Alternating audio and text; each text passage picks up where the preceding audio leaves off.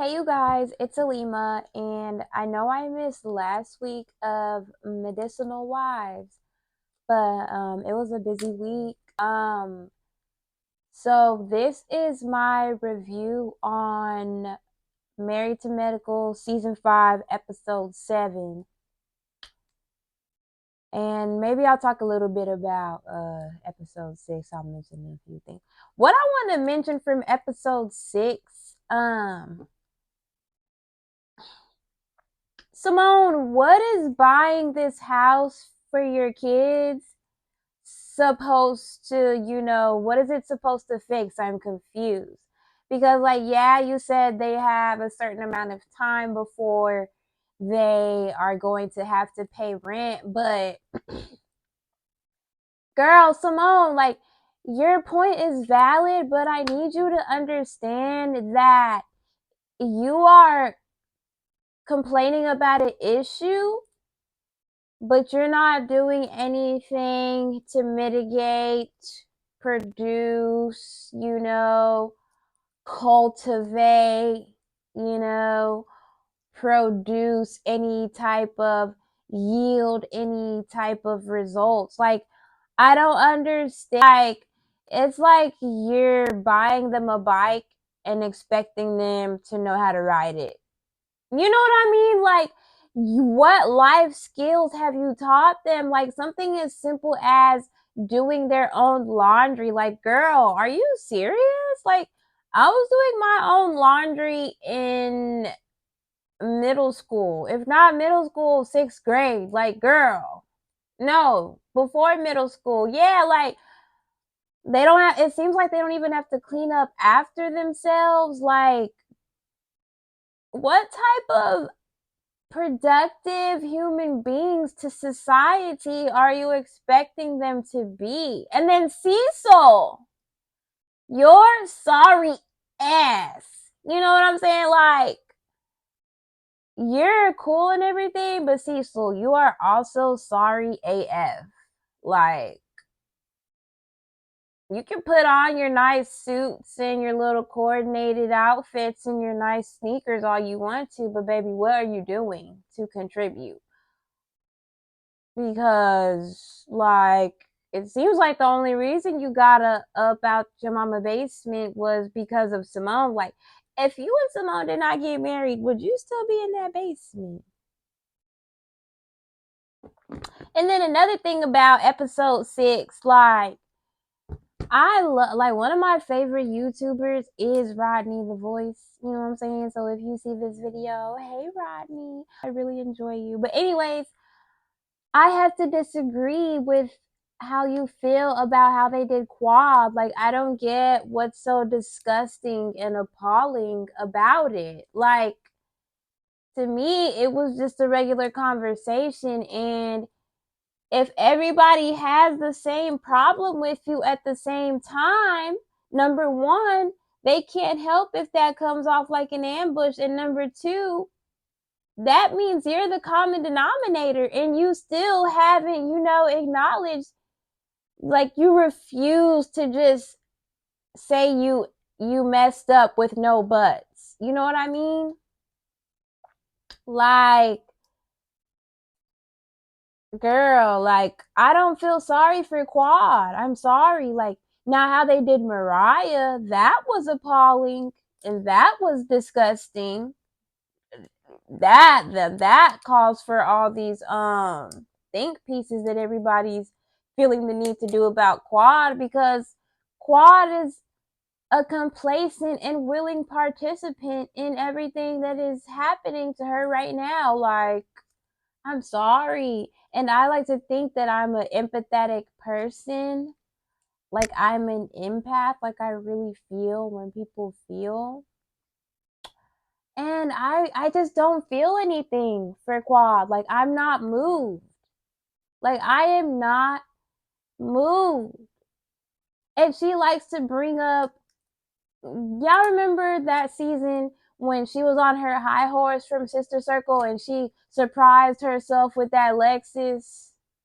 Um, but yeah, like, And then she gave that long speech. They were already on shaky grounds, right? And then she starts this speech with how grateful she is for the sister circle ladies and how she didn't know what true sisterhood and friendship was. If we're already on shaky grounds, that's going to be coming off to me like you're rubbing off this newfound sisterhood, like you're rubbing it in my face. You know what I mean?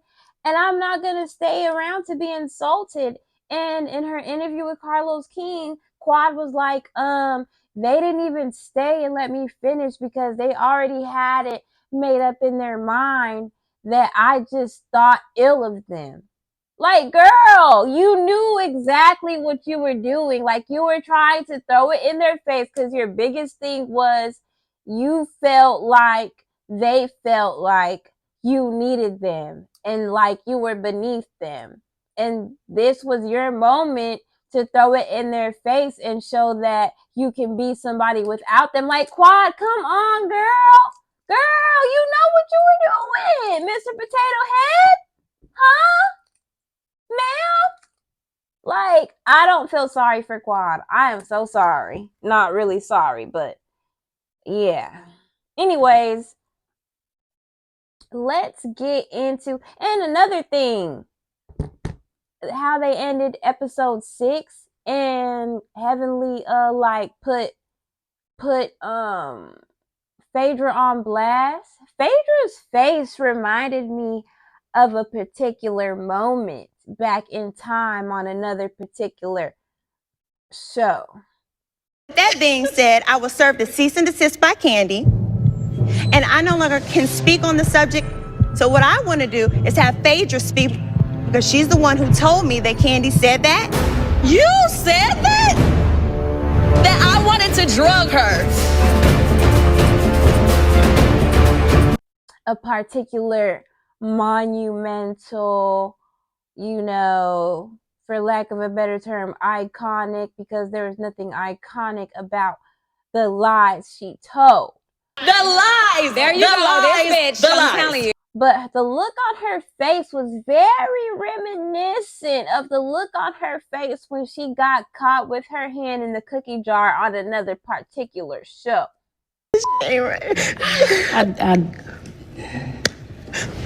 This is crazy. I mean, I'm just saying, like, Phaedra is very obvious, like, when she's caught in some BS. Always lying. That's all she does is lie. Oh yeah, I'm just a liar. Look, explain. You know what I mean? Like, she has no poker face. And for your field of professionalism,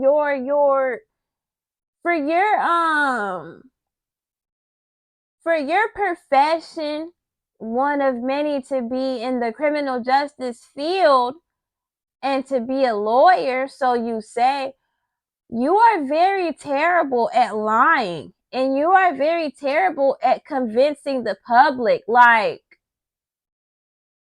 you need to be disbarred if you even passed it in the first place. You know what I mean? But anyways, now we can get into episode 7 and we open with them still at this. Oh, one last thing. Why is Potomac in Atlanta medical wives so poor? Like, this trip was so poor. Like, when they did like the spa self-care day over on Beverly Hills, everybody would have had their own massage table. But why is Toya coming out saying, "Oh, Simone, you took the only table"? Where are the funds? You know what I mean? Where is the budget? You know what I mean? Where is the financial aid? Can we get some government assistance, maybe? But like, this was very, budget friendly type of tease. And there's nothing wrong with that because we are regular people, but we don't tune in these shows to see regular things and regular girls and regular lives. You know what I mean? We can go outside to the job and see that on any given Sunday. You know what I mean? We don't need to tune into Bravo to see, to see the girls going to tune into Bravo to see the girls going on, road trips. You know what I mean?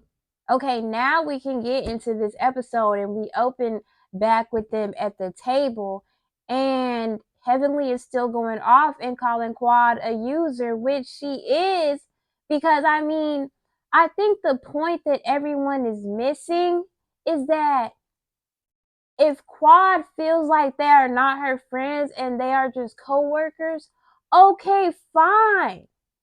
That's fine. That's perfectly fine. You don't have to have personal relationships with them.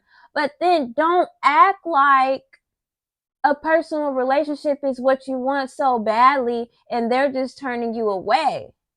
Because your desire for these personal relationships seems to be very, opportunistic and conveniently in your favor at the time. You know what I mean? Like, girl, like, why are people not able to see through this BS?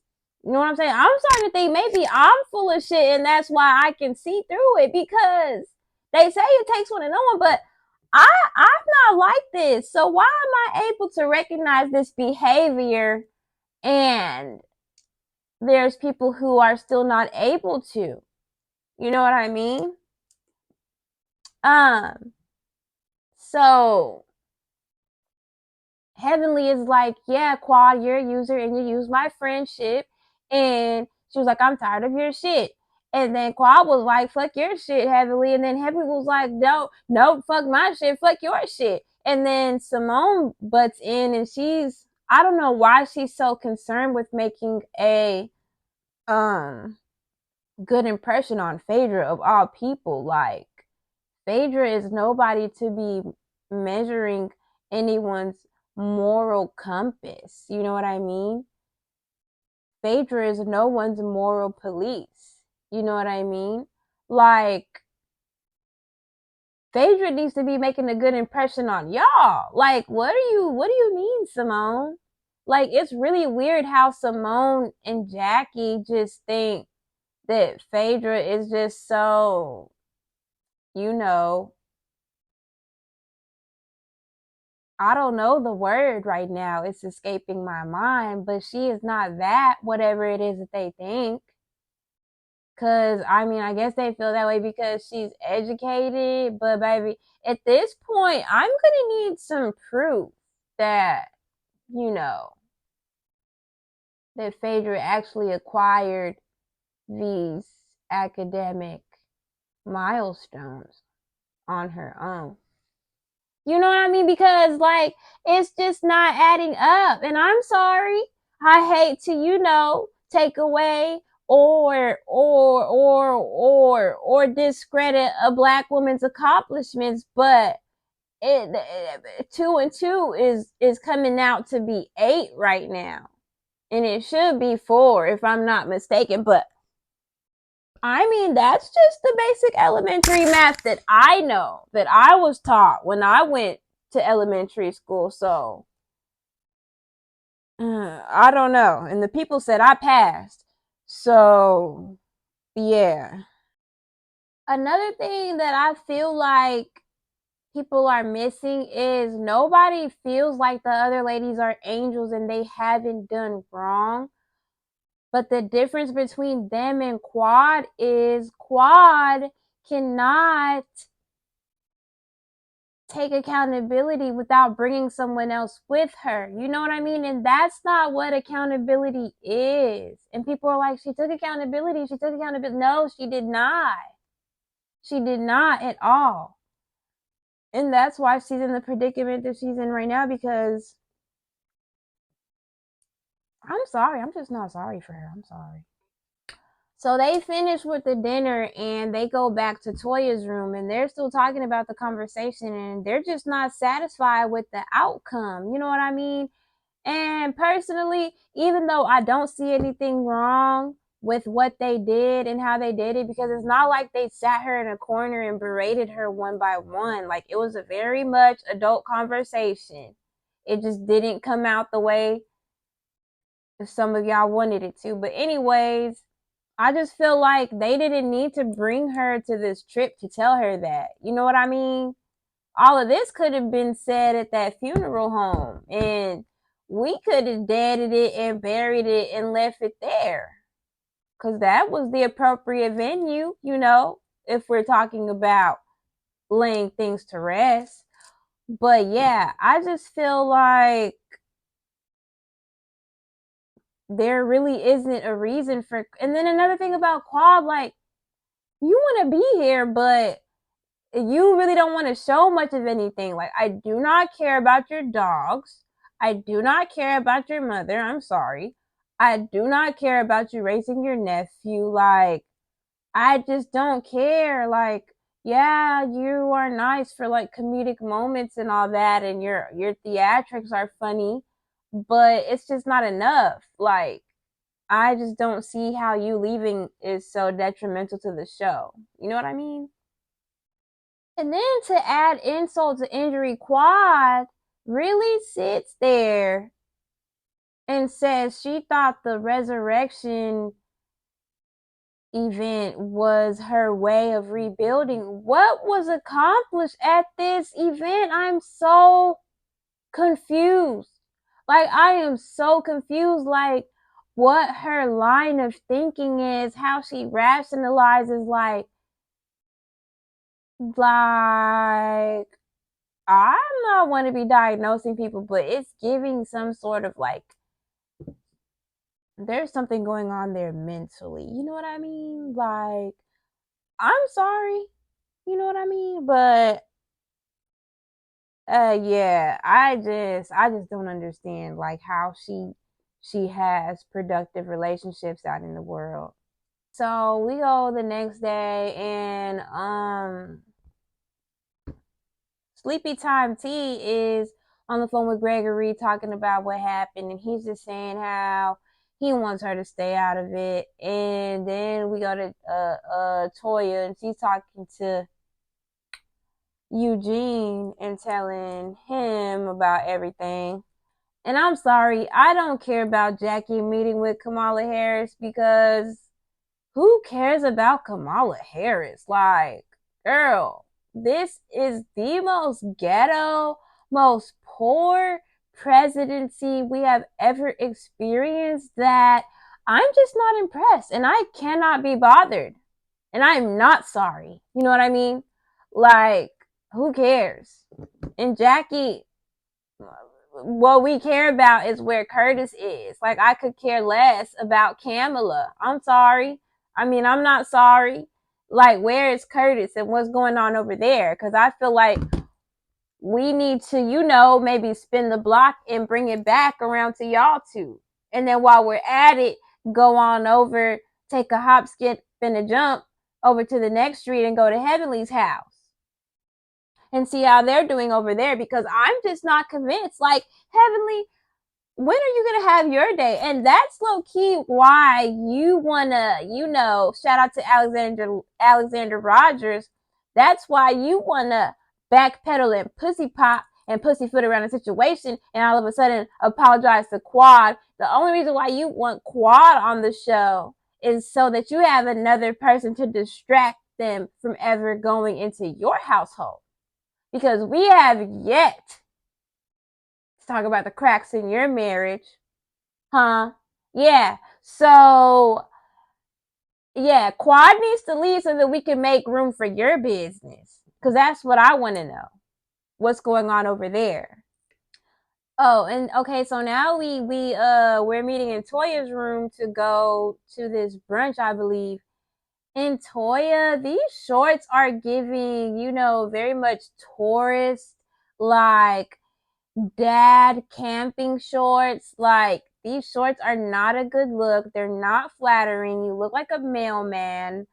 It's just like you look like you work for the US Postal Service.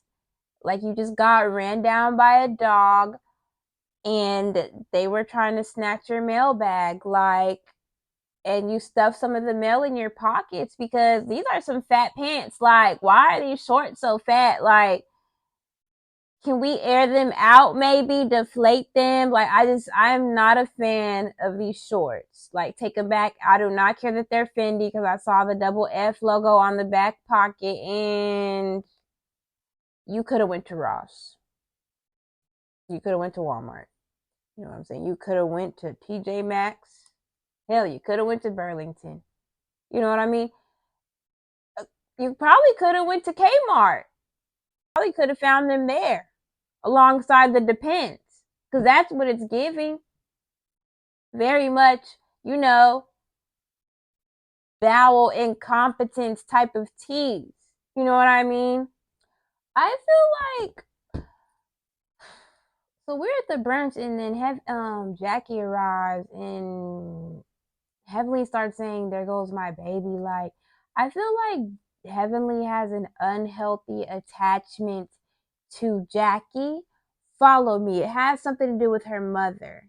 Y'all remember a few seasons ago when one of the few moments Heavenly opened up about her personal life? She said how she always wanted the approval of her mother, so to speak. Like, her mom praised her sister for her beauty and told Heavenly she was gonna be smart, gonna be a doctor.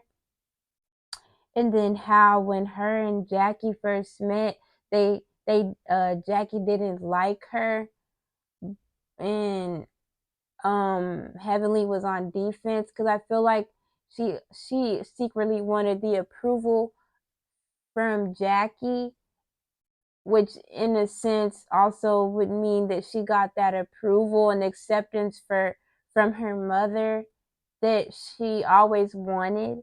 Like, yeah, her mom always praised her for being smart, but what else? You know what I mean?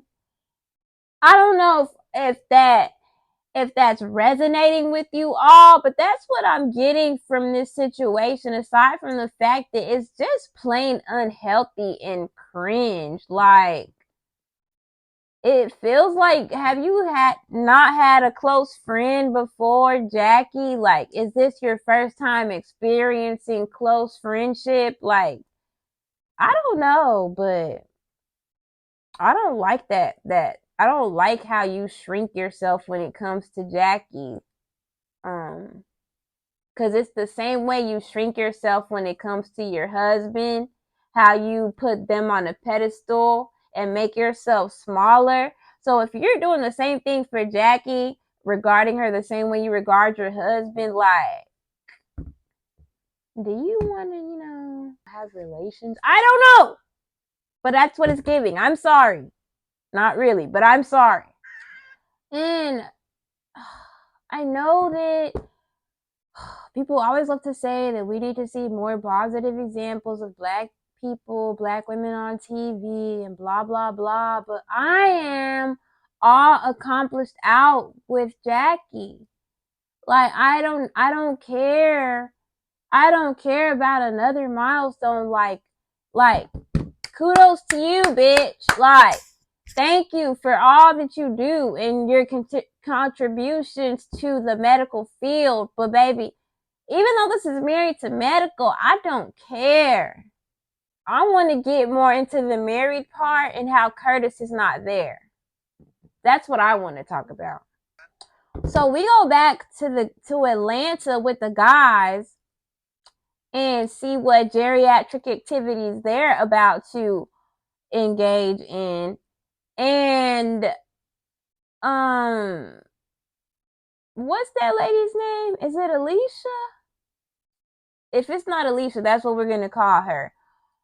Her husband talks about how this is his first time being alone with the kids. Like, and you have a 5-year-old. Like, I cannot stand a man who feels like just providing is enough. And then on top of that, Dr. Alicia, she still works. So how is it that she's able to balance work life and personal life, but you don't feel like you feel you have the need to or a reason to. Like, I I mean, nobody wants a poor man. I don't want a poor man, but at the same time, I don't want a man like that. Like, I can do that on my own, minus the kids. Like, I don't want to have anybody's kids if I'm just gonna basically be having them by myself. Like, no, like that is piss poor behavior, sir. And then we flash to Eugene and Toya, and she's talking about all the things that Eugene did on top of, being the main provider of the household. Like, Eugene is a hardworking woman. Like, he does it all. You know what I mean?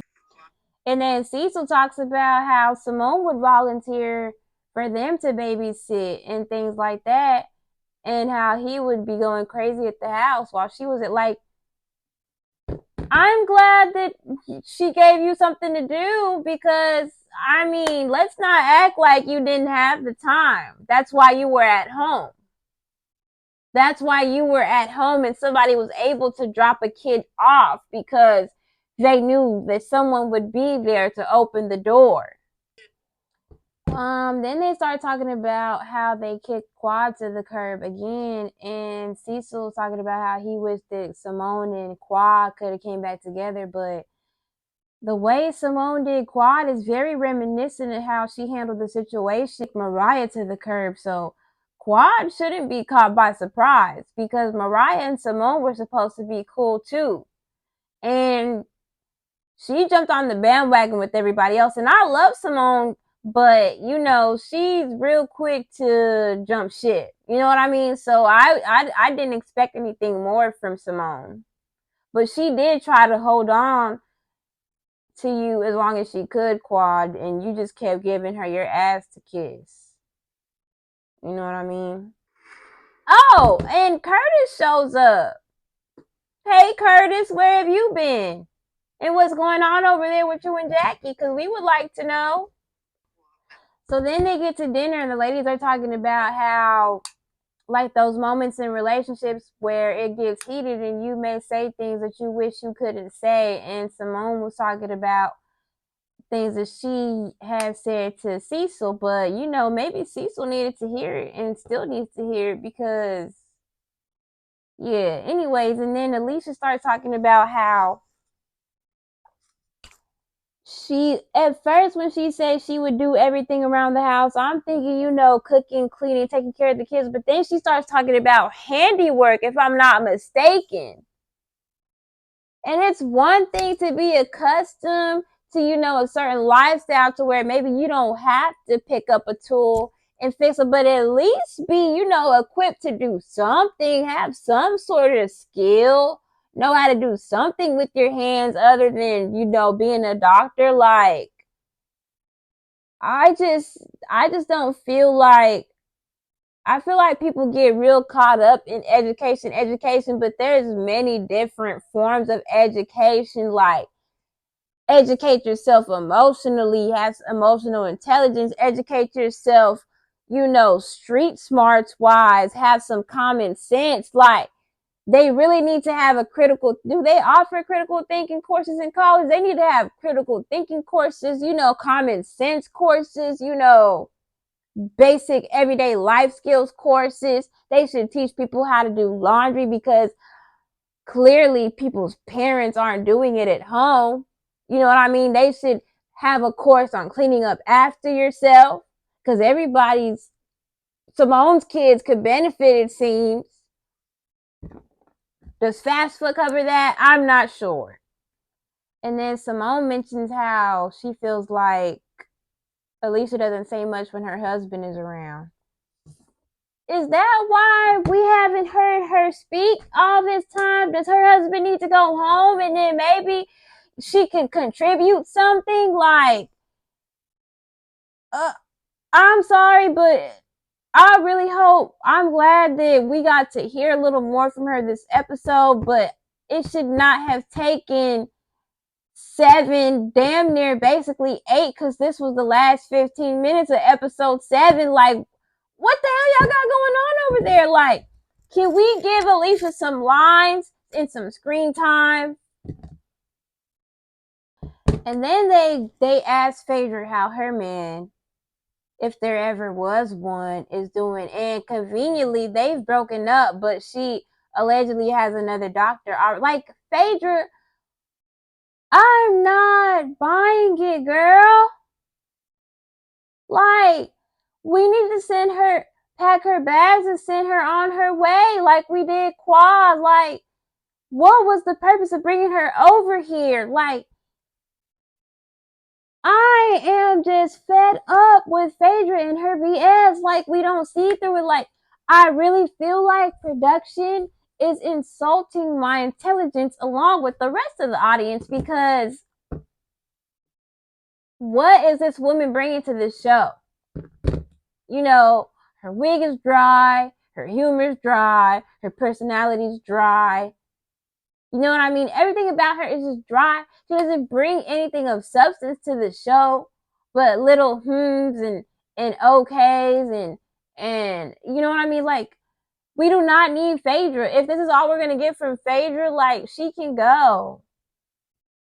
She needs to go back down to Willie Watkins and put herself in a casket, you know, and have herself a burial service, because it's not working over here, girl. Anyways, this was my review for Medical Wives. Like, I had high energy this go around. Like, now, like, I hate when I get high energy because my throat gets dry and then my voice starts sounding extra rusty and squeaky, and I already don't like the sound of my own voice. But yeah, I feel like I had high energy this go around. Maybe I'm on a high from, you know what I'm saying, like, finishing school, but I still want to go back and do some more schooling. But anyways, you know what I'm saying? I just accomplished, you know, a milestone and hadn't taken the time to celebrate myself. So maybe like it's coming out in this video. But yeah, I really enjoyed doing this review. Not so much the episode. I'll think about putting one out for Potomac, but it was very poor over there. I don't know. But anyways, got to go. Bye.